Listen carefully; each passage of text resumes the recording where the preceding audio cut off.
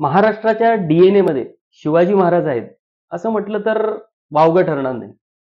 उघड उघड बघायचं तर महाराष्ट्रातील प्रत्येक पक्ष शिवाजी महाराजांचं गुणगान करत असतो. पण काही जण प्रत्यक्ष किंवा अप्रत्यक्षपणे शिवाजी महाराजांचा अपमानही करत असतात. कोण आहेत ते? बघा, मुंबई एअरपोर्टच्या नावात मुंबई सोडा, शिवाजी महाराजांच्या नावापेक्षा मोठं नाव कोणाचं? तर अदानी या गुजराती व्यावसायिकाचं. आता विमानतळ ही काही खाजगी मालमत्ता आहे का? नाही. नफा कमवण्यासाठी भाडेतत्वावर दिली आहे. अजून बघा, समर्थ के बिना शिवाजी को कौन पूछेगा?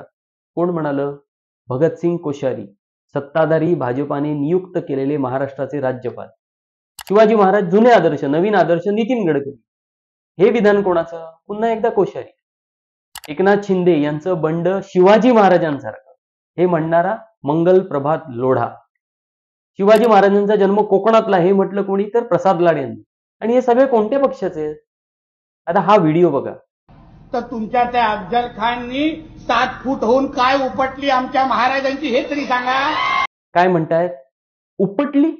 खरंच? एवढंच नाही तर भाजपच्या दिल्ली मुख्यालयात पुस्तक रिलीज झालं. त्याचं नाव काय? आज के शिवाजी नरेंद्र मोदी. कोणाला फरक पडला? कोणावर कारवाई झाली? हो, त्यांचं सोडा, महाराष्ट्रातली लोक सुद्धा विसरून गेली. आता विस्मरणावरनं आठवलं, ऍक्सिडेंट किंवा अपघात म्हणजे अजाणतेपणातून प्लॅनिंग न करता घडलेली घटना, ज्यात नुकसान, हानी, इजा अथवा मृत्यू होतो. उदाहरणार्थ गाडीचा अपघात होतो. पण जर गाडी ठोकली आणि ड्रायव्हर तेव्हा दारू प्यालेला असेल तर त्याला निव्वळ अपघात समजतात का? नाही. कारण दारूच्या अंमलाखाली एखादा ड्रायव्हर गाडी चालवत असेल तर अपघाताची शक्यता माहिती असूनही त्याने गाडी चालवली असं गृहीत धरलं जातं. थोडक्यात सांगायचं तर तो अपघात नाही तर गुन्हा समजला जातो. हाच नियम छत्रपती शिवाजी महाराज यांच्या पुतळ्याच्या बाबतीतही लागू होतो. कारण पुतळा उभारताना त्याचे आयुष्य किती असावे, कोणत्या ठिकाणी उभारला जाणार, सगळ्याची पूर्ण माहिती घेतलेली असते, अभ्यास केलेला असतो. उभारल्यानंतर अवघ्या 8-9 महिन्यात पुतळा कोसळण्याच्या जगात किती घटना तुम्ही ऐकल्यात? मुळात घरांचे, इमारतींचे आयुष्य जर काही दशके समजले जात असेल तर पुतळ्यांचं आयुष्य काही शतके गृहीत धरलेले असते आणि त्या दृष्टीने त्याचं बांधकाम केलेलं असतं. आणि त्यातून जर पुतळा शिवाजी महाराजांचा असेल आणि पंतप्रधान उद्घाटन करणार असतील तर साहजिकपणे अधिकची काळजी घेतली जाणं अपेक्षित आहे. तर कसं आहे, वरवर एकसारख्याच दिसल्या तरी मुळातून काही फरक असलेल्या गोष्टी समाजात एकदम वर्ज्य असतात किंवा काटेकोरपणे टाळल्या जातात. उदाहरणार्थ, दागिने गहाण ठेवणं वेगळं, पण मंगळसूत्र गहाण ठेवणं आपल्या समाजात गंभीर समजलं जातं. किंवा काही गुन्हे वरकरणी अन्य गुन्ह्यांप्रमाणे दिसत असले तरी रेअरेस्ट ऑफ द रेअर असतील तर त्याच्यासाठी कठोर शिक्षा असते. अगदी तसंच भ्रष्टाचार, बेपर्वाई, घपला, गैरप्रकार करणं हे वेगळं आणि छत्रपती शिवाजी महाराजांच्या पुतळ्याच्या बाबतीत ते करणं वेगळं, किमान महाराष्ट्रात तरी.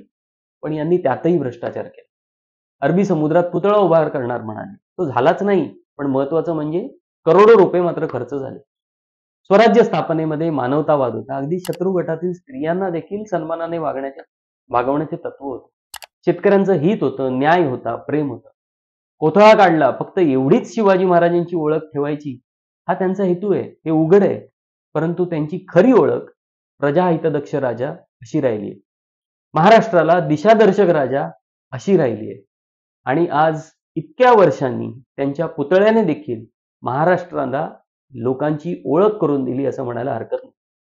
पुतळ्याच्या या घटनेने दाखवून दिलं की कोण फक्त राजकारण करतं, कोण आहेत जे शिवाजी महाराजांचा अपमान करतात, आणि त्याहीपेक्षा महत्वाचं म्हणजे कोण आहेत जे अशा वेळी मूग गिळून गप्प बसतात आणि घडलेल्या गोष्टीचं एका प्रकारे समर्थन करतात.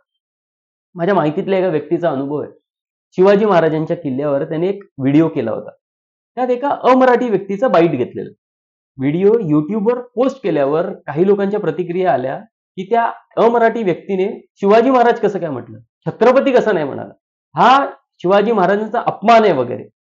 आणि हीच लोक या वर सांगितलेल्या घटनांच्या वेळेस मात्र सोयीस्कर दुर्लक्ष करतात. आता छत्रपती शिवाजी महाराजांनी सुरत लुट्याचा बदला 350 वर्षांनी घेण्याची काही जणांची इच्छा असू शकेल. पण मूळ प्रश्न आहे की महाराष्ट्रात राजकारण करत असताना शेजारी राज्याची बाजू घेत सुरत लुटलीच नव्हती म्हटलं जात असेल किंवा आतापर्यंत सांगितल्याप्रमाणे अपमान करत असतील तर हा कॉन्फिडन्स नेमका येत कुठून असेल? काही झालं तरी आपले समर्थक आहेतच, आपलीच बाजू घेतील, आपल्यासाठीच भांडतील, असं त्यांना वाटतंय का?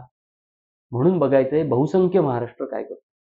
बघूया महाराष्ट्राला किती बाबतीत गृहीत धरलेलं चालतं. परीक्षा आहे महाराष्ट्राची येत्या 20 नोव्हेंबरला.